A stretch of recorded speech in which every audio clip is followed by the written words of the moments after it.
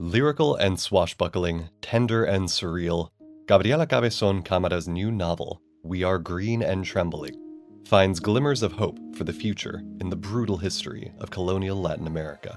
Translated into English by Robin Myers, the novel received starred reviews from both Publishers Weekly and Booklist, and Samantha Schweblin called Cabezón Cámara one of the most authentic voices writing in Spanish today. This conversation in English was recorded at Backstory Bookshop in Barcelona on June 26th, and features the author in conversation with writer and journalist Aaron Shulman.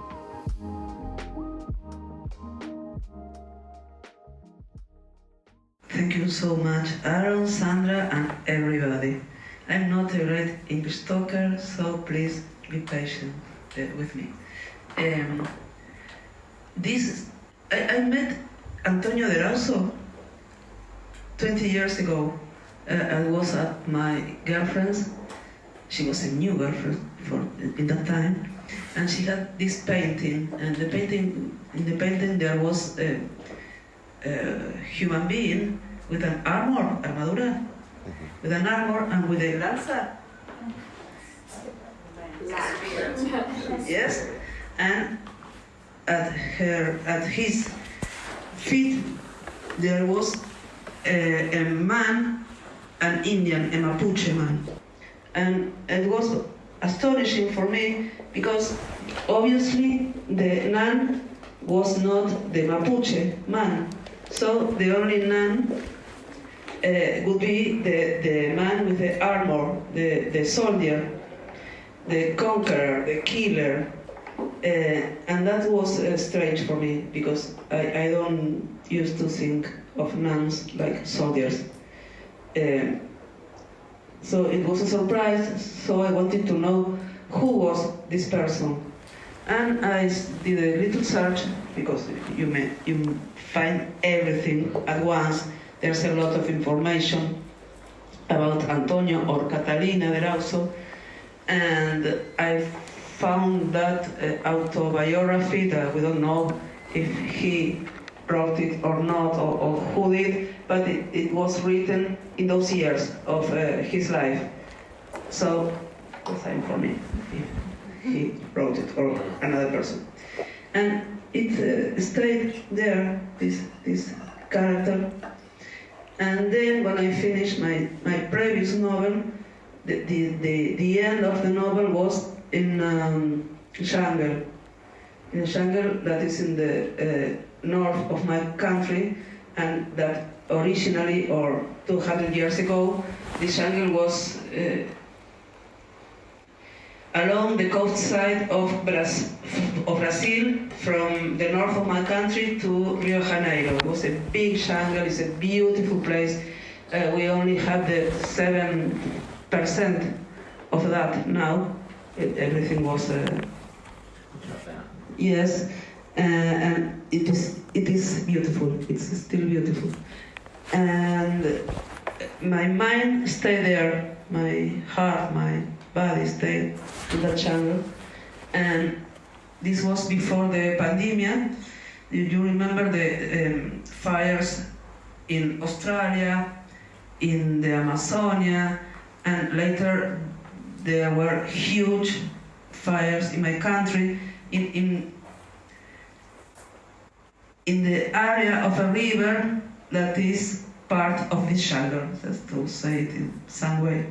So my head was there in the fires, in the jungle, and thinking about why it is happening, why? And of course I know, we all know why this is happening, and that made me think about colonialism and feel like writing something about it. But I needed to find I needed 4 or 5 centuries of distance to be able to write, because if I wouldn't have that this distance, I would be shouting. And to write you need to have, I need to have some space. So at some point I remembered about Catalina Antonio, and I said, this character, this strange character that was part of the conquest and that has this crazy story himself, can facilitarme yes, to write something about this, about our days that are founded, yes, in those days, but with a lot of years in between. And I'm curious, just what was the research like then? Did you go back and to read what you'd read before, or revisit, you know, the monument or the statue? What was the process then of really getting to know Antonio's story? Well, Antonio's story was easy to know because of his autobiography and because there's a lot of books and historical documents and that kind of things. And I didn't want to make a historical novel, so I had his life more or less, it was okay with me. And then the research was, I wanted to know a little bit more about how did the people live in those years in that place. And I started a research, but later I thought, why are you going to make by yourself this research if you know great university professors that have already done it? And I wrote to one NYU professor, Mariana Cini, that very, very generously gave me her class notes. Yes, she studied 30 years and gave them to me in 30 pages, and that was very good for me. So with her note classes, they opened me a lot of other texts, and I learned a lot. And I had been reading a lot about Amerindian perspectivism, that Eduardo de Viveiro de Castro concept. He studied and lived with a lot of Amazonic nations, and he found that they share some concepts, and one of them is perspectivism, and this is something like this: you consider yourself human and consider the jaguar a dangerous animal, and consider the tapir not so dangerous, and consider the rabbit food. But the jaguar in his house considers himself human, and you a very dangerous animal, and so on. So humanity is a matter of perspective, and we all, the alive beings, share this humanity. So when you go, for instance, to hunt, you have to ask for a permission to the jaguar spirit, because they deserve respect, because they are also human. You have that base. And that I found that very interesting, and I started reading indigenous leaders and shamans like David Copenhague or Ayrton Krenak. They're so interesting. They are seeing, and they are living, and they are trying to keep alive a way of living that would allow humanity to keep on living. They would take us out of the brink of the extinction where we are now, in that horrible, dangerous place. And they are thinking another ways of living. And for instance, I started reading the Mwa Guarani Genesis, and it's so beautiful. There's a being that it's creating, I don't know how to say, themselves, no? If you want to say nor he nor she, that it's creating themselves, and when he creates, when they create their food, they make the soil to be able to, and he is not alone. He is with a little hummingbird that fits they in their mouth. So in this Genesis you have this kind of God, you have an animal, and you surely have a flower, because if the hummingbird gives him food, it's from the flower. So it's a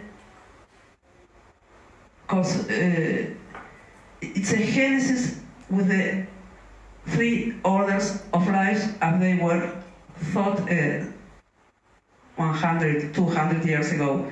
And I find it very, very beautiful and so vital, vital.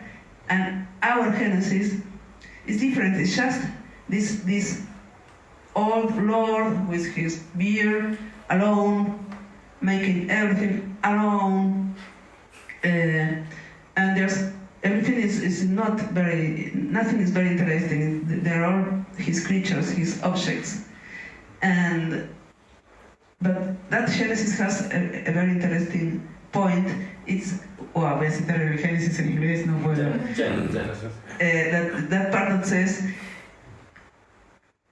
y los creó a su imagen y semejanza, varón y mujer los creó. No sé decir eso en inglés. But the line from that God created what the heavens and the earth and man in His image. Sí. And male and female, in His image. So it's obvious He is male and female. It is written there. So I find that part very interesting. But moi, when I read Genesis, understand that life is something like a web. It's not just Lord making things, and we are not separated of that web. Well, it's more interesting, and I fell in love with this kind of thinking, this philosophy, and I started studying. Well, yeah, that was actually going to be my next question, because you have what I found interesting to the book is it's very layered in several ways. There's a lot of layers. There's three timelines. You have the present, where Antonio's in the forest. It's very hallucinatory. It's not even clear kind of what's dream, what's real. Then you have the recent past, the story of how Antonio escaped with the two young girls to the forest, and then you have his letters to his aunt, which is the far past of how he left Spain and ended up in America. So there's those layers, and then what you were saying about the two, I guess, kind of cosmologies, and that's what I thought was interesting in the book, because you have on one level the collision between the native people in Spain. So you have those collisions of worlds with the conquest, and then what I felt was going on in the book was there was this collision of like texts, because I didn't know about the Guarani sacred text, which is called the Aibu Rapita. I'm not a Guarani talker. So yeah, and to me it sounds like, so there's this kind of the conquest is happening, the battles that you're narrating, and then in the text itself you have these Spanish Golden Age texts. You even include parts of Don Quixote, and then you have the Guarani text, which in a sense I feel like there's this battle, and then the Guarani text takes over, or its sort of cosmovision takes over and wins. So I guess I'm curious if did you feel all of that was going on when you were writing it, and you were aware of these different elements, or that's something just that sprung up through the writing? I guess I'm saying, was it conscious or unconscious for you? The three lines of time, I was aware. of that. I had to work a lot to build them. And the use of different languages I was aware to. There's a lot of things that I was not, but those two elements, yes, because they are very, well, one of them is the structure of the book, and you have to make it work. Yeah, you have to make it work, even if you don't want to, because if you don't do that, you have a lot of parts broken, not connected, so you have to connect them. And the language, the use of there's only 18 words of Guarani, and I tried to use them in a way that you can understand what they mean because of the context. But it feels like there are more. A lot of people told me, oh, there's a lot of Guarani. No, 18 words. And I know they are 18 because I asked to a translator if they were okay, if I had used them in the right way, as the Guaraníes do. And so I had to take each one and send them to her. And I was aware of that things, but I was not aware up to some point that the book was going to need the two little girls, for instance. They appeared, sprang up. I take note of that expression. And so I guess this is an autobiographical question for you. Is that so? It's a complex novel, a lot of layers. Can you tell us what was because I'm interested in this. What was your worst moment writing this book? Were there moments where you were like, how am I possibly going to make this all come together? So what, I'm just curious about your low moment and maybe a high moment too, when things started working. I had two very high moments and two very low moments. High moments when I found Antonio and it sprang up. It was a great way to start exploring what I wanted to talk about, what kind of materials were going to atravesarme. Go through me, and because I really believe that writing is a way of putting yourself in some kind of disposition to be and so that was a very high moment. Then when I found the little girls, and because it was so dark, so bloody, cruel, it was horrible, and I don't like to be a lot of years locked in a horrible space in my mind, and if you write something horrible, you have your mind there. So I didn't want that for me. So when there are two little girls, and when they appeared, I felt something like happiness. And another very low moment was when I said, well, okay, this is almost done. I have to order it. And then write the end. That was terrible. Because I had a lot of... Here? Were you in Barcelona when you were writing the end? I was here writing the end, yes. Here and in Greece and in France and in don't know how many places you took me, Sandra. But I was at my home when I said, okay, we are almost done. I have to order this, and I started choosing names for the chapters and choosing colors for the different voices and timelines, and I cut them with its name and color, and I tried to make some kind of order of it, and it was so difficult. And my dogs came and walked over the papers and with their wet paws. Thank you.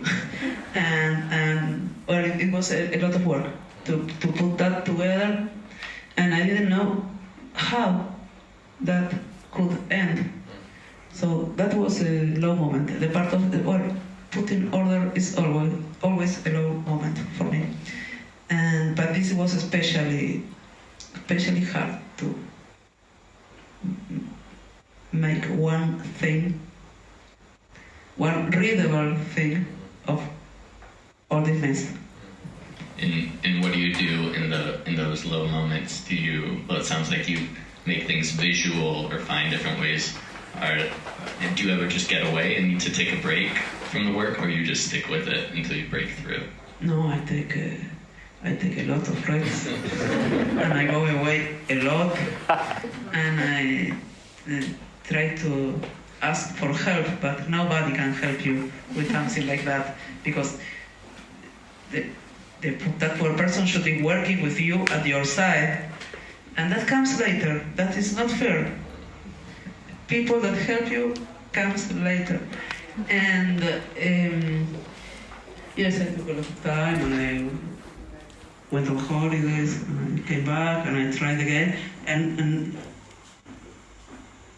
at some point it was clear what the order was. But since the first moment I said, okay, let's finish this.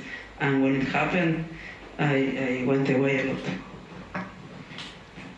So I'm curious about how the book has been received in the Spanish-speaking world. I'm not sure if you read reviews of your books or if you have a sense of how this book was received, but I'd love to hear kind of the context of how people are reading it, what you think people are liking about it, and if people are criticizing it, I'd be curious to hear what they're finding faults with. And I suppose it could be different by country, too, if you're having different reactions. I don't know if I can separate reactions for countries. I guess I cannot. But it was very well. It had a very good reception. It won 4 prizes, and it had beautiful reviews. And okay, nobody. I don't remember if there was. No, I guess I only read good reviews. I don't. Maybe nobody told me of the bad ones. Sandra has those from you. Sandra. Yeah. And what do you think? Yeah, and it did win a lot of prizes. What do you think specifically? What did you channel about the zeitgeist, or what? It sounds like you had a moment which was a very up right now sort of moment related to climate change, and then your brain connected a story from 400 years ago with that. What do you think are the things that people seem to resonate with it? It's climate, it's retelling the story of the conquest, it's a transgender character. My sense it's just a bunch of pieces that had never been put together in a novel before, kind of retelling of the conquest, a sort of looking at indigenous storytelling in relation to climate, and then a transgender story. That combination felt very novel to me. What do you think speaks to readers about the novel, or what have you heard?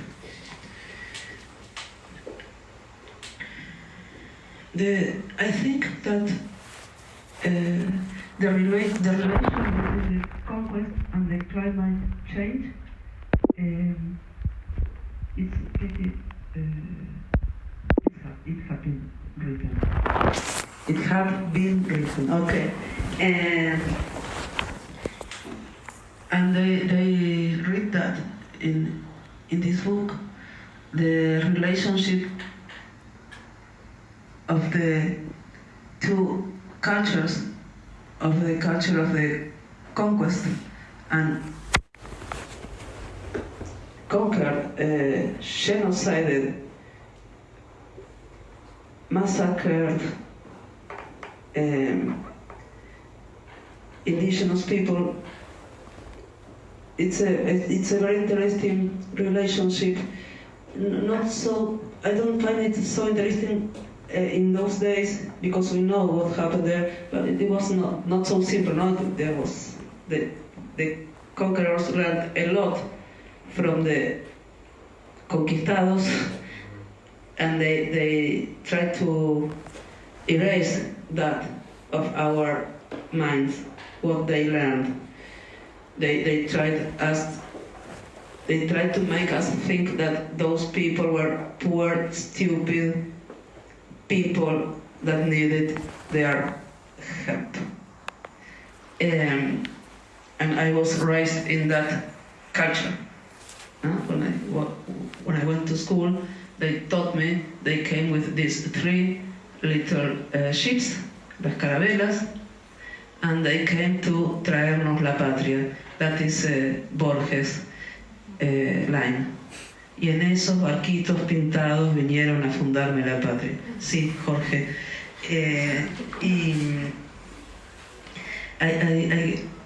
But nowadays, these other cultures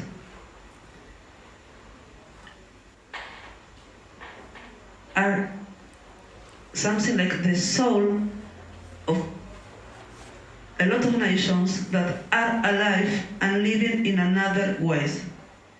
And that is very strong when they exterminate, yes, when they exterminate a nation, they exterminate the people that is living in some land they want. But they also exterminate this other way of living, this other way of thinking. And we are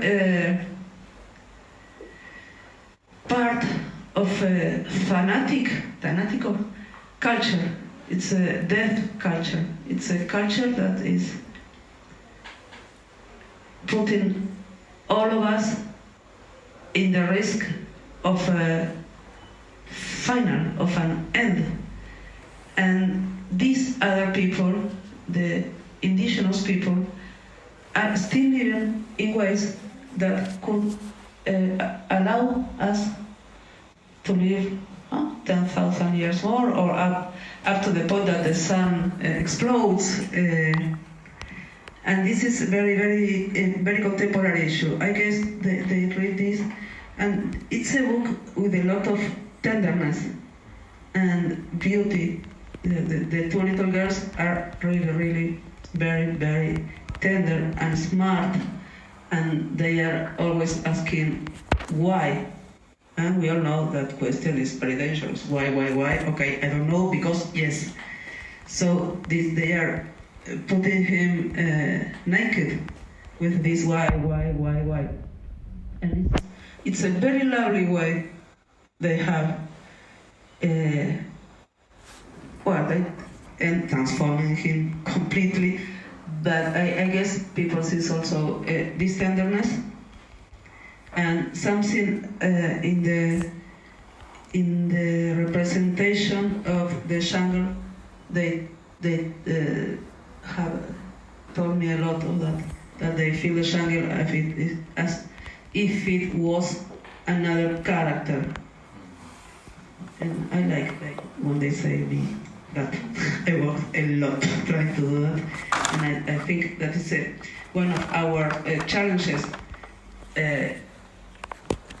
at least for the writers that want to take that challenge. How do we write stories that are not so anthropocentric? How can we think and build stories that put us in the web of life, not as the center, at the beginning and the end of everything, but we are not, of course. And it's a huge challenge. It's a beautiful challenge. It's something nice to try. It's hard. And I wanted to ask, I guess, changing topics a little bit, less about the themes of the book and more about the process. Now that the book is coming into English, you know, obviously the complexity of the Spanish is what a lot of people are drawn to with this kind of old Spanish that you're breaking down or complicating. So I'm curious, how did you bring it into English? Did your translator have to? By the way, she did a great job. Did she have to consult with you a lot? Was it a very collaborative process? And did you, the two of you, before the translation process started, did you kind of have some conversations about making decisions? Like, this is a policy about how we're going to handle this facet of it when we're bringing it into English. Well, we talk a lot with Sandra about who could be the translator. And we thought about Robin Myers, because she's also a poet and lived a lot of years in Mexico. So she knew a lot of that word, of a word that is near to the word of the novel. So that when we made that decision, and Robin said yes, all the things that came later were easier. The publishers and Sandra and Robin did. She just loved it so much. And your shows. And we loved her. and because it's not your decision either, it's the publisher's decision. Yes. They could have wanted, they could have been, no, we're going to get somebody else. Yeah. Yes, we proposed it and they loved it, the decision, and then they worked with the translator. I didn't work a lot with her. I just trust in them. You can understand that I don't have a facility to make poetry in English and not to judge a translation. I am not able.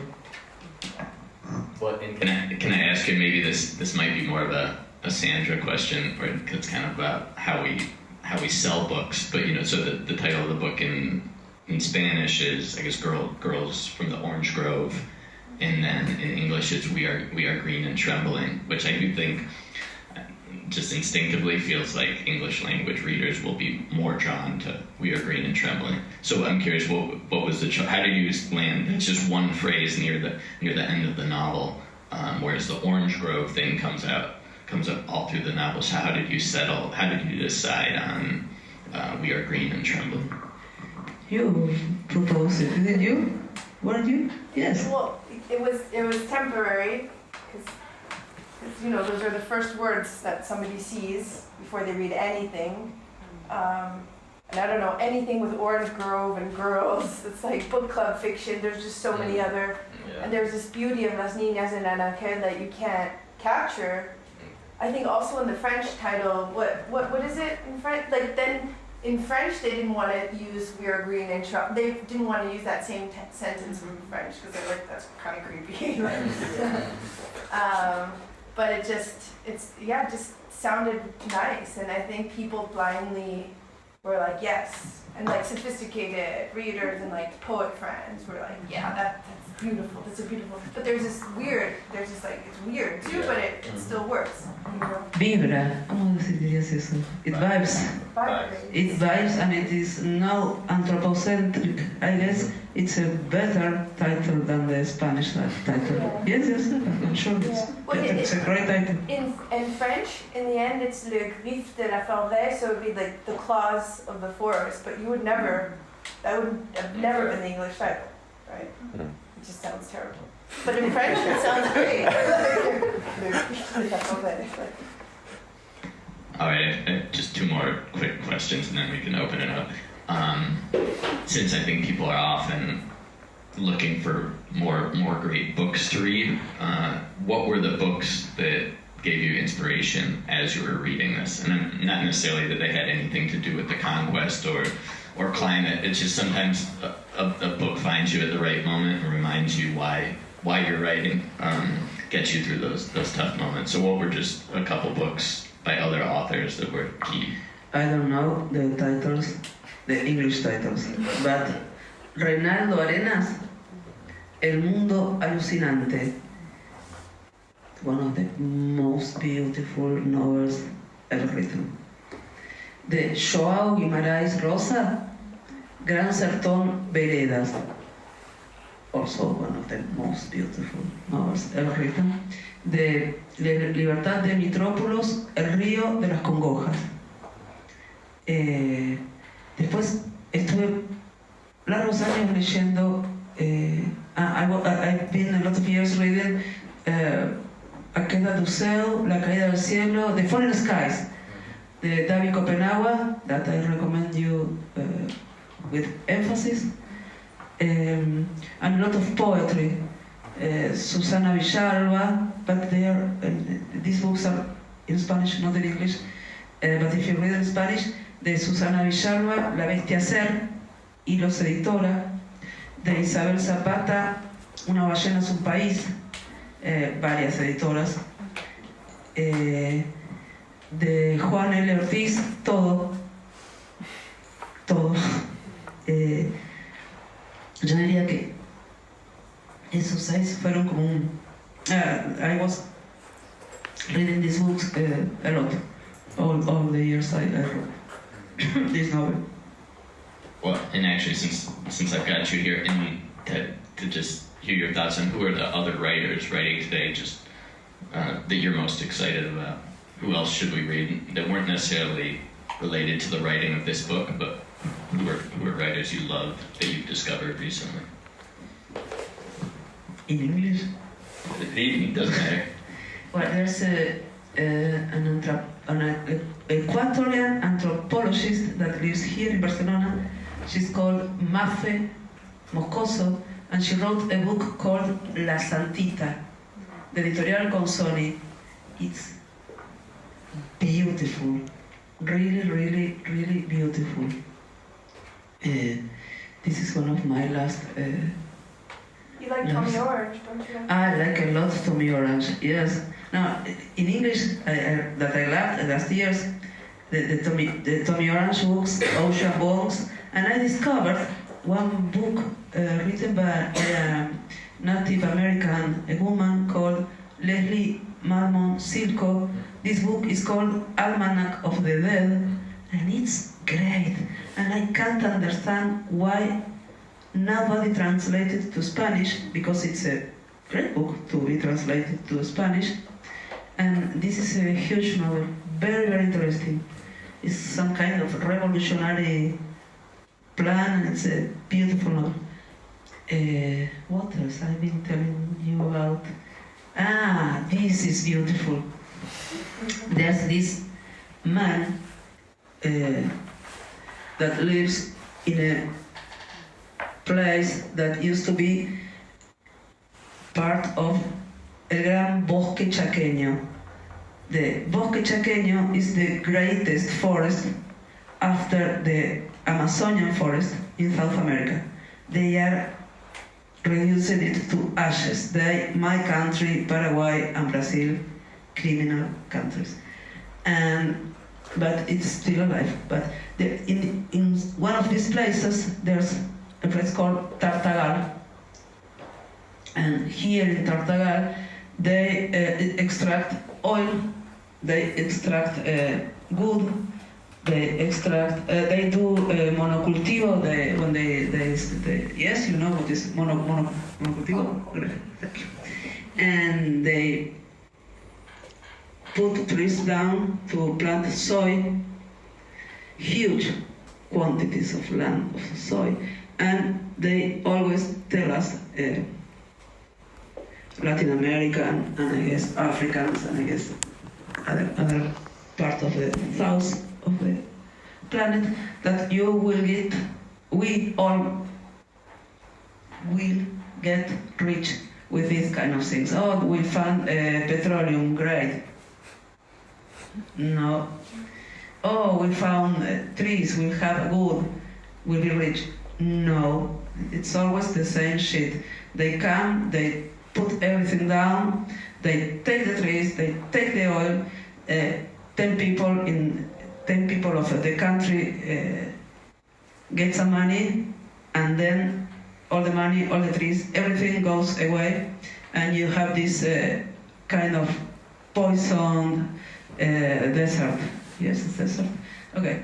Well, Tartagal is a poison desert, and this used to be witches' lands, which is there are indigenous nation, and there's this man, a witchy man, that he's now 83 or something like that, that lived there from ever and forever, and he was very, very, very, very poor, but really, really, really poor. The witches had been contacted is a very soft way of calling the situation, no more than 60 years ago. So they are still in shock, and when you visit them, you can see the shock, because they killed their forest, they poisoned their river, and they made horrible things, and they're still in shock, not living in that world and not living in our world, almost not living. But well, Caistulo, this man, lives there, and he was trying to take care of a little part of wood that was still alive. So he was gathering seeds, trying to protect the trees, trying to protect the animals, but he didn't eat every day. Okay, some days he ate, some days he couldn't eat. This kind of extreme poverty. And one day he was there in his little forest, and he fell down and stayed in that desmayado. Fainted for 11 hours. And when he woke up, he started to understand what the trees sing. And sounds crazy, I know, but when you read him, you feel that he really understands. It's such a beautiful poems, you cannot believe them. And I'm really in love with Caistulo and his poems, and he makes this chain of translations, because he translates forest, trees, tongue to the poetic function of his language that are sacred chants, and then he translates this to Spanish. And he works with an Argentinian writer, Dani Selko, that these days he's here presenting a book of his that's called something like Mother Ear, and it's very, very interesting, because he is an Argentinian Jew, and his family, his ancestors were, of course, killed, and well, we know what happened. And he also works with Mapuches, and he is in touch with Palestinians, so he thinks about all this history from a lot of point of view, and he's, well, okay, it's very, very, very interesting, and it's a moving book. You can feel and think a lot. It's a great book. And Caistulo works with Dani. He says, Dani, well, the trees say this. Dani takes note. When Caistulo breathes, he cuts the line and goes to the other line, and at the end they work together, putting the poem beautiful, polishing it. Yes. So I love this book. It's called Un Texto Camino, and it's extraordinary. You feel like you know all that philosophers of the animal term. Well, Caistulo would have a talk with Bruno Latour, and he could teach to Bruno Latour. It's really, really extraordinary. You feel like you are listening to the goods and to him, and now he's better because of the book.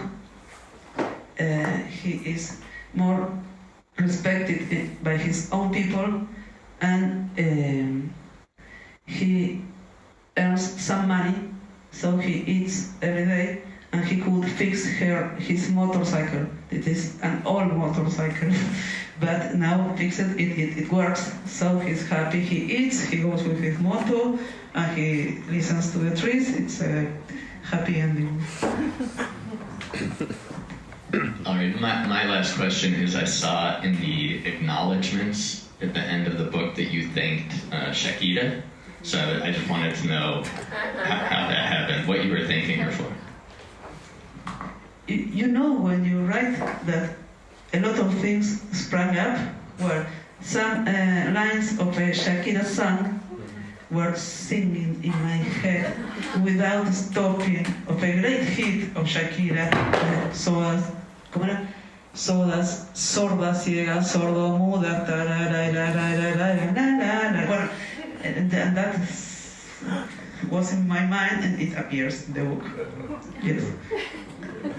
All right, well, thank you. If anyone has questions, feel free to just raise your hand or stand up and ask. Go ahead. You were saying that people said that the jungle was like its own character. So in order to make that happen, did you go out into the jungle and like just record like observe and try and bring that into the book by actually just being outside and taking it in, or is it just in your mind it came out like that? I went there and I talked to a great nature photographer, Emilio White, and I told Emilio, I want to see what you see. And he said, okay, come here. And the other day at 5 a.m. Okay, and we went to a very isolated place, and we sat there and stayed still, not talking, not moving, not using a bag's repellent for 5 hours. And it was some kind of desperation for me. But no big animal appeared. At the other day, 5 a.m., boom, boom, boom, let's go, we went, and I entered. I could entregarme. I could surrender to the situation, and I started feeling what was there. I started understanding the difference of being walked by a mosquito, or a spider, or a bee, or I don't know, there were all kinds of bugs there. And I started looking, and we were between a lot of trees with leaves. So you see tiny pieces of what is beyond the trees.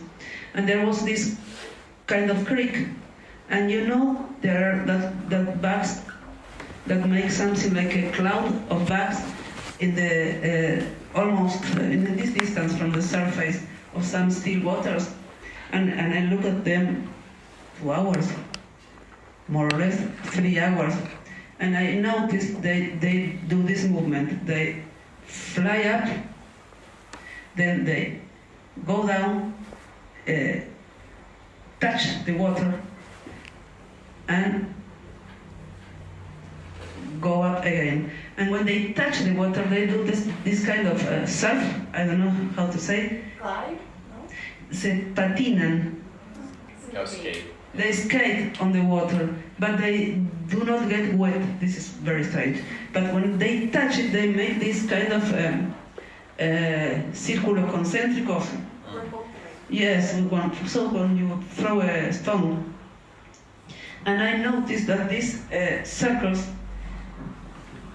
don't broke the circles of the other bugs. You know, there were a lot of little circles, and when they find each other, they tremble a little, but then they just keep moving perfectly circulares, and that was very beautiful. That moment is in the book. Yes, it is. It is. I hope better than what I'm saying. But yes, and then the tapir appeared 4 hours later, and you notice he or she was appearing because in the surface of the water you saw something big. You saw the rastro, the trace. You knew that under the water there was something big moving, and he did this, and we saw his head out of the water with his eyes, his tiny ears. He's a huge animal, but he has tiny ears, and it was very, very moving and beautiful. But we are some kind of pest, because we made the tapir afraid, so he couldn't do what he was going to do there, that is to eat the mud, because it's mud with salt, and there's salt only in some places, in a few places in the jungle, and he went away. And these 2 days, all those hours, we were sit in a garrapatas. Like ticks. Yeah. Yes, in a tick's nest. Oh God. Yes, I had ticks. It was wow. But when you are there, no, they told me watch yourself carefully, because you will have ticks. They were right. I had ticks everywhere. But if they tell you and you watch, you can put them away. It's creepy, but you survive. This happened like 4 or 5 years ago, and you can see me like I'm without ticks. But yes, I went to this jungle, and it was so beautiful. Hi, I'm Nadi. Thank you so much for speaking with us today. I was wondering, what are some things that you've done to improve on your craft as a writer?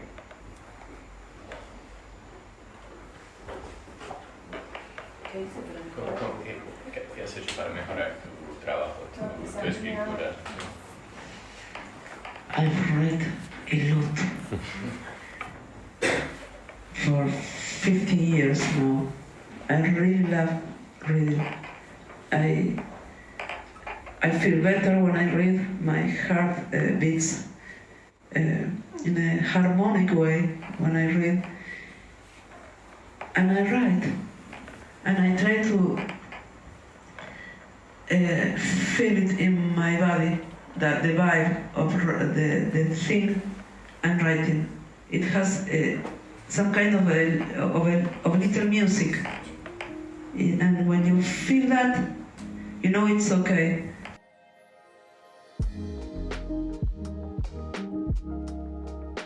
Gabriela Cabezón Cámara's We Are Green and Trembling is available now. Aaron Shulman is the author of The Age of Disenchantments. Thanks for listening.